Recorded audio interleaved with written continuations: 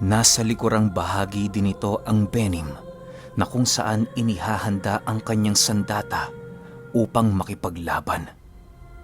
Sa pagsilay dito ng iilang hukbo ng aswang na nasa paligid, bigla namang sumugod ang mga ito alinsunod sa utos ng kanilang pinuno. Ninais nilang sunggaban si Pilipo sa kahit na anong direksyon nang sa gayoy mahirapan itong harapin silang lahat. Subalit, bago pa man sila makalapit sa kinaroroonan nito, lahat ng aswang na merong pagdududa sa kanilang Panginoong pinagsisilbihan ay mabilisang naapektuhan ng mutya ng sinukuan. Maging ang mga nilalang na purong kasamaan na ang nagawa sa mundo, hindi nakatakas sa kapangyarihan ni Pilipo. Ilang minuto pa ang lumipas, laking gulat na lamang ng mga namumunong aswang sa lugar nang masipat nila ang kanilang mga kasama na nakaluhod papaikot sa kinatatayuan ni Pilipo. Habang nakaluhod ang mga ito, dahan-dahan namang yumuko ang kanilang mga ulo hanggang sa sumubasob yun sa lupa. Lumalabas na din ang kanilang mga buto sa katawan na isang indikasyon na lumakas na ang puwersa ng sinukuan. Gayunpaman, kahit gano'n na ang nangyayari, wala silang naririnig na pag-atungal o pag-iyak ng mga demonyo dahil sa sakit nitong nararamdaman. Sa muling pagsilay ni Pilipo sa pinuno ng mga ito, agad naman siyang tumigil sa kanyang paglalakad habang nagwiwika ng, "Kayo may kasalanan kung bakit nangyayari ang mga bagay na to. Marami nang naapektuhan dahil sa inyo. At marami nang nagbuwis ng buhay para lamang malipol kayo. Hindi ko kayo mapapatawad sa lahat ng inyong ginawa. Kahit gutay-gutayin niyo ang katawan ninyo, hindi niyo na mababalik ang buhay ng kuya ko." Matapos makapagwika ni Pilipo, agad naman siyang naglaho kasabay ng Benim. Kahit saang lugar pa tumingin ang mga demonyo noon, bigo silang makita si Pilipo o maramdaman man lang ang presensya nito. Maya-maya pa, bigla na lamang napalingon ng demonyo sa kanilang kinatatayuan nang maramdaman nila ang pagsibagsakan ng iilan nilang kasama. Pagsilay nila sa lugar na yon, kitang-kita nila si Pilipo at ang Benim na naliligo sa dugo ng mga aswang. Halos wala ng buhay ang isang hukbong naroon sa likurang bahagi nito dahil sa walang habas na pagkatay ni Pilipo. Maya-maya pa, bigla namang nagsiluhod ang lahat ng demonyong naroon dahil sa paghawak niya ng kanyang mutya ng sinukuan. Kahit ang pinuno ng mga aswang, hindi nagawang matakasan ang bagsik ng kapangyarihan ng binatang antingero. Sa pagluhod ng mga ito sa lupa, tanging pagramdam ang kanilang nagagawa habang patuloy na kumakalas sa kanilang mga sistema ang kanilang mga diwa. Nang mapagtanto ng mga pinuno ng mga aswang na matatalo na siya sa digmaan, agad naman siyang nag-usal upang tuluyang makapagpalit ng kanyang kaanyuan. Nagbabaka sakali kasi ito sa kanyang pagpapalit na magagawa niyang matakasan ang kapangyarihang taglay ni Pilipo. Subalit, nang magawa na niya ang lahat ng kanyang nais, hirap na hirap pa rin siyang tumayo mula sa kanyang pagkakaluhod. Kahit ibinuhos na niya ang kanyang buong lakas sa pagtayo, nananatili pa ring nakapako sa lupa ang kanyang katawan. "Anong akala mo? Madadaig mo ng iyong pisikal na lakas ang sinukuan? Masyado mo naman atang minamaliit ang mga gabay nito at ang antingerong nagtatangan." Wika ni Pilipo nang masipat niyang nagpupumiglas pa rin ang pinuno ng mga demonyo. Dahil sa sinabi nito, dahan-dahan namang napatingin sa kanya ang demonyo habang patuloy na ibinubuhos nito ang lahat ng kanyang lakas para tumakas. Pagsilay niya sa kanyang harapan, bigla na lamang siyang natigilan nang masipat niya si Pilipong nakatayo roon habang napakasama ng titig sa kanya. Kisap mata lamang noon ang pagitan nang bigla siyang hinataw ng karit nito na mabilisang tumagos sa kanyang ulo. Dahil sa ginawa ni Pilipo, wala nang nagawa ang demonyo kung hindi ang tanggapin ng masalimuot na tadhana ng kanyang buhay. Habang dahan-dahan itong nawawala ng buhay, panay naman ang pagsiiyakan ng mga aswang sa paligid dahil sa pagkamatay ng kanilang pinuno. Nang marinig naman ito ng Benim, agad naman niyang tinapos ang mga ito sa pamamagitan ng pagpugot dito ng ulo. Sa pagbalik ng katahimikan sa buong paligid, halos hindi mapigilan ni Pilipong mapaiyak dahil sa pagkamatay ni Lolo Ruben nang wala man lang siyang nagagawa. Bagaman ayaw niyang sisihin ang kanyang sarili, hindi niya pa rin ito naiiwasan sa kadahilan ng isa siya sa naging mitya upang hindi magamit ni Lolo Ruben ang kanyang buong lakas sa kung anumang digmaan ang kanyang kinaharap. Ilang minuto pa ang lumipas, agad namang bumalik ang katahimikan sa buong paligid. Nang mahimasmasan na noon si Pilipo, ninais na lamang niyang ipagpatuloy ang kanyang paglalakbay ng mag-isa. Bago niya noon nilisan ng pugad ng mga aswang, ninais niya ring sirain ang mansyon ng mga ito upang masigurong wala ng kahit na anong demonyo ang maninirahan doon. Sa pag-iikot niya sa buong paligid, nahirapan naman siyang tukuyin ang eksaktong kinaroroonan ng mansyon nang sa hindi malamang dahilan. Gulat na gulat noon si Pilipo, gawa ng napakahirap pala ng ginawa noon ni Lolo Ruben. Akala niya madali lang hanapin ang sabulag ng salamangkero, pero mahirap pala. Ilang minuto pa ang lumipas, bigla naman siyang natigilan sa ginagawa niyang pagsusuyod sa lugar nang muli na naman siyang makarinig ng isang pag-atungal. Kasabay ng pag-atungal na yun ay siya namang pagrinig niya ng pag-ahon ng kung anong nilalang sa dakong kanan na kanyang kinatatayuan. Pagsilay doon ni Pilipo, laking gulat na lamang niya nang makasilay siya ng isang binatang merong nag-uumapaw na presensya. Naglalakad yon papalapit sa kanya at parabang hindi nito alintana ang patuloy na kumakawalang presensya ng mutya ng sinukuan. Mukhang inubos mo na ang mga kasangga ko, Ginoo. Bagay lang ang ginawa mo sa kanila dahil lahat sila mahihina. Wika ng binata. Nang marinig naman ni Pilipo ang sinabi nito, agad naman niya itong tinitigan upang pakiramdaman kung anong demonyong napapaloob sa napakaliit nitong katawan. Paglalarawan ni Pilipo sa batang yon, ordinaryo lamang ito kung titingnan, maliban sa ikatlong mata nitong nakausli sa kanyang bumbunan. Ang labis na ikinagulat ni Pilipo noon ay kung bakit hindi nakausli ang ikatlong mata nito sa kanyang noo.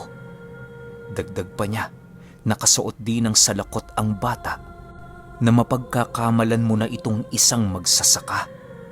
Wala din itong sandalyas at meron itong napakaitim na mga paa. Ordinaryo lang din ang pangangatawan nito na animoy maihahalin tulad mo talaga ito sa isang ordinaryong binata. Sa pagkakatanda ni Pilipo, nasa edad 17 taong gulang ang batang yon. Matapos niyang masilayan ang kaanyuan nito, agad naman niya yung sinindak sa pamamagitan ng pagpapakawala ng presensya ng mutya ng sinukuan. Nang mapansin ng binata ang ginagawa noon ni Pilipo, dali-dali naman itong gumawa ng hakbang upang salagi ng ginagawang pag-atake ng antingero. Ay, wag mo nga akong sindakin ng ganyan, Pilipo. Hindi akong uri ng demonyo na makakaya mong gawa ng kahit anumang iyong gusto. Wika ng binata. Nang marinig naman ni Pilipo ang sinabi nito, agad naman niyang itinigil ang kanyang ginagawa sa kadahilanang napagtanto niyang hindi nito kayang maapektuhan ang binata. Natatawa ako sa iyo, bata. Kuhang-kuha mo talaga ang pag-uugali ng mga demonyong madalas kong pinapatay. Sa una, mga mapagmataas. Pero sa huli, parang daga kung magmakaawa. Sagot naman dito ni Pilipo. Matapos nitong makapagsalita, agad naman niyang nasipat ang pagsugod ng binata ng walang pagdadalawang isip. Sa puntong yon, wala na siyang nagawa kung hindi ang tawagin ng karit ng sinukuan upang masalag ang kung anumang gagawing pag-atake nito.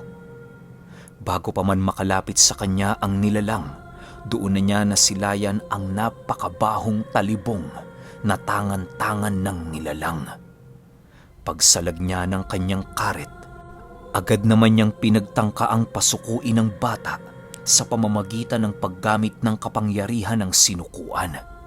Subalit makailang ulit na itong ginawa ni Pilipo, hindi pa rin nagagawang makatagos ng mutya ng sinukuan sa bakod at puder nito.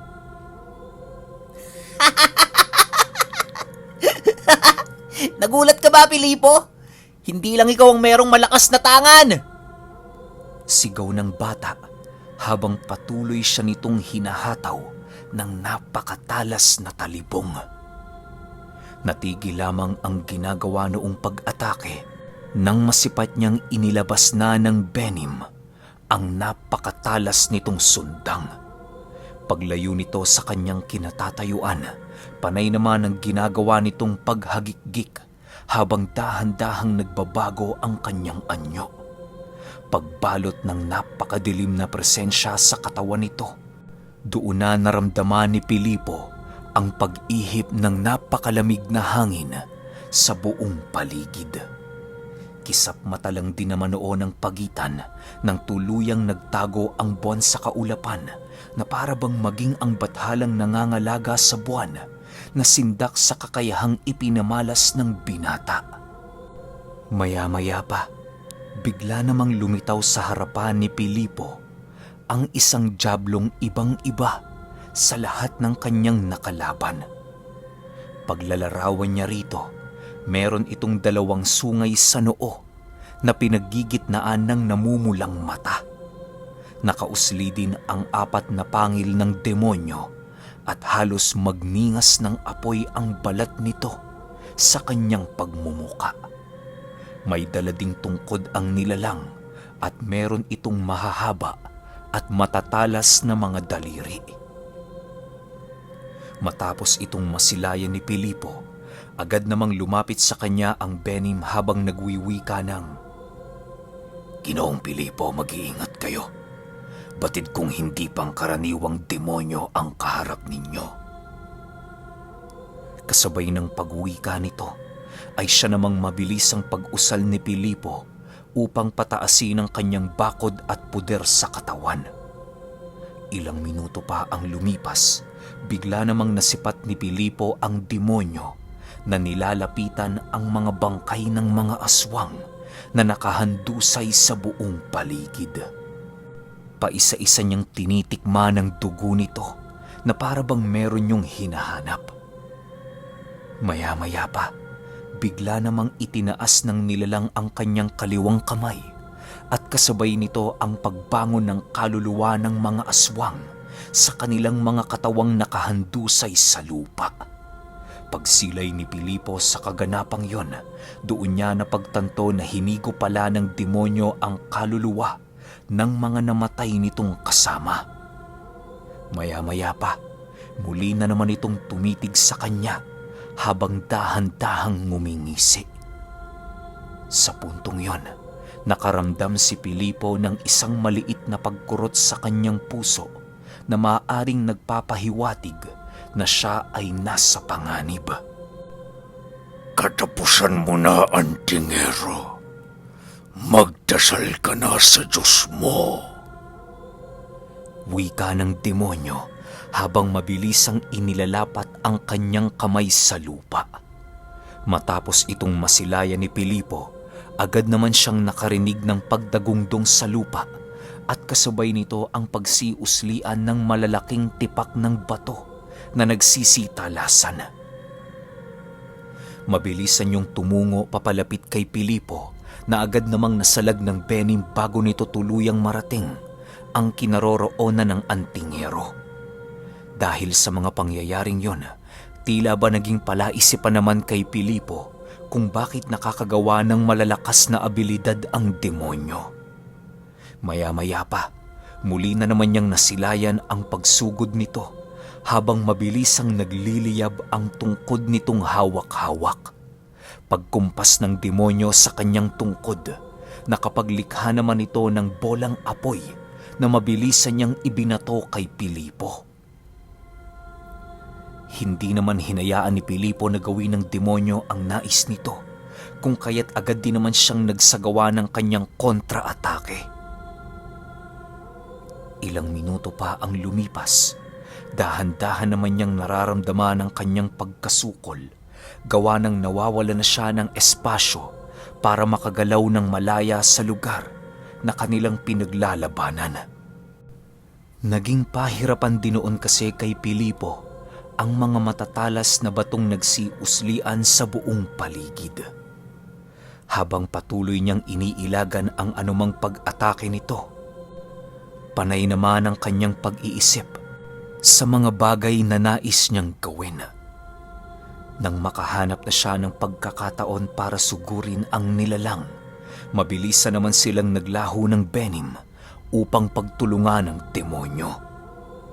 Paglitaw nila sa likurang bahagi nito, laking gulat na lamang nila nang masipat nila ang pagtitig ng nilalang habang dahan-dahang ngumingisi. Dahil sa pangyayaring yon, wala nang nagawa si Pilipo kung hindi ang ihinto ang kanyang binabalak na pag-atake. Pagsilay niya sa pagturo ng hintuturo sa kanya ng demonyo, bigla naman niyang isinalag ang kanyang karet nang masipat niya ang isang malalatigong apoy na lumabas sa mga kuko nito. Pagtama ng latigong apoy sa kanyang karet, agad naman siyang napaatras dahil sa puwersang patuloy na nakikipaglaban sa kanyang lakas. Bagaman hindi pangkaraniwang abilidad ang ipinamalas ng dyablo, hindi pa rin ito nagagawang matinag si Pilipo. Matapos ang mga pangyayaring yon, mabilisan namang isinadsad ng benim sa lupa ang kanyang sundang at dali-daling lumapit sa nilalang. Paglapit nito sa demonyo, agad naman niya itong inundaya ng saksak, subalit bigo siyang magawa nito ng isang malubhang pinsala. Nang mapagtanto ng benim na hindi niya kayang mapangibabawan ang liksi ng nilalang, wala na siyang nagawa kung hindi ang umatras ng pansamantala. Ginoong Pilipo, mukha hong isang mataas na dyablo ang ating kalaban ngayon. Wika ng benim sa kanyang isipan. Huwag kang magpatinag, kaibigan. Wala pang kakayahan ng demonyong yan upang tayo'y wasakin. Magtiwala ka sa aking kakayahan at sa abilidad ng sinukuan. Sagot naman ni Pilipo. Matapos niyang makapagsalita, mabilis na naman niyang ipinagpatuloy ang kanyang pagsugod ng kahit na walang anong iniisip. Walang habas niya itong pinaulanan ng pag-atake habang patuloy na nag-iisip ng paraan upang magapi ang demonyo. Hindi naman nagpatinag sa kanya ang nilalang na siya namang buong lakas nitong sinalag ang bawat pagtama ng karit ng sinukuan. Bagaman may sumpa at pampalusaw ng kahit anong baluti ang talim nito, nakakapagtakang hindi nito nagagawang maapektuhan ang demonyo. Hindi rin noon nararamdaman ni Pilipo ang panghihina ng nilalang na para bang magkalibel lamang ang kanilang lakas pagdating sa espiritual at pisikal. Matapos ang mga pangyayaring yon, pansamantala namang itinigil ni Pilipo ang kanyang pagsugod habang nag-iisip ng paraan para magapi ang kanyang kalaban. Maya-maya pa, bigla naman silang natigilan nang marinig nilang magwika ang dyablo ng, Sayang, Pilipo. Hanggang dito na lang ang iyong paglalakbay. Wala ka ng katuwang at wala ng malakas na antingerong gagabay sa'yo kailanman. Malulugmok ka na sa kadiliman, Pilipo, at hindi maglalaon. Magiging katulad ka na din namin. Matapos nitong makapagsalita, panay naman ang ginagawa nitong paghagikgik na para bang hindi nito sineseryoso ang laban. Si Pilipo naman noon nananatiling walang imik habang patuloy na iniisip ang mga bagay na kailangan niyang gawin. Sa pagpapatuloy ng kanyang pagmamasid sa paligid, bigla na lamang siyang natigilan nang masipat niya ang isang batong nagkorteng kahugis ng kanyang mutya ng sinukuan. Sa pagkakataong yon, tila ba nagkaroon siya ng kakaibang kutob ukol sa abilidad na ipinapamalas ng dyablo. Dahil sa kanyang mga bagay na nadiskubre, napagpasyahan ni Pilipong magtanong sa kanyang kalaban upang magawa niyang mabunyag ang sikreto nitong iniingatan. Panatag ka ba, demonyo, dahil nagawa mong kopyahin ang abilidad ng mutya ko? Huwag ka nang magmaang-maangan. Alam ko na ang lahat ng sikreto mo. Wika ni Pilipo. Nang marinig naman ng nilalang ang sinabi nito, agad naman yung naantala sa kanyang ginagawa dahil sa pagkadiskubre ni Pilipo sa kanyang sikreto. Maya-maya pa, agad naman itong tumitig sa kanya habang nagwiwika ng, Ano naman kung nalaman mong meron din akong tanga ng sinukuan? Kahit malaman mo ang lahat ng itinatago kong alas, huli na ang lahat para sa'yo. Matapos nitong makapagsalita, mabilisan naman itong tinuro si Pilipo at kasabay nito ang paglitaw ng isang latigong apoy na halos hindi magawang masilayan dahil sa bilis nitong taglay. Nang masipat naman ito ng benim, agad niya itong sinalag upang makapagbigay ng isang pagkakataon para kay Pilipo upang sumugod. Pagsilay naman ng dyablo sa paglundag ni Pilipo, mabilisan naman niyang inihampas ang kanyang tungkod sa lupa upang palitawin ng mga matatalas na tipak ng bato. Subalit, kahit ilang ulit niya man itong gawin, nananatiling bigo siyang matamaan ang antingero. Paglapit ni Pilipo sa kanyang kinaroroonan, agad naman itong tinawag ang lahat ng aninong naroon sa paligid upang mabigyan ng dagdag na lakas ang karit ng sinukuan. Nang mapagtanto niyang napakalapit na niya sa nilalang, buong lakas naman niyang inihataw ang kanyang karit na punong-puno ng lakas ng sinukuan.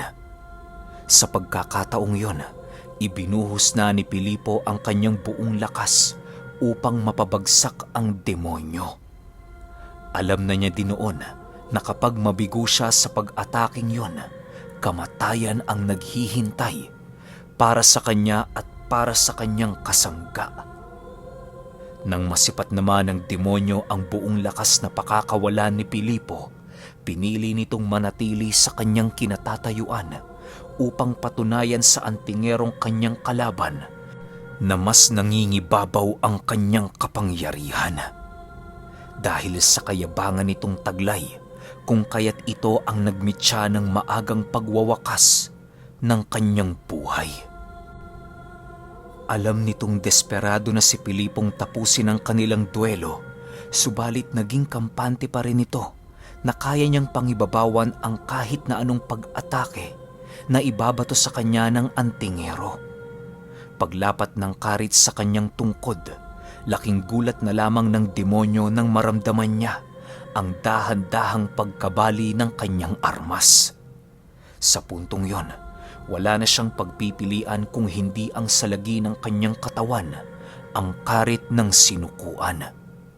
Nang maputol na ang kanyang tungkod na tangan-tangan, mabilisan namang bumaon sa kanyang balikat ang karit ni Pilipo na siyang dahan-dahang nagwakas ng kanyang buhay.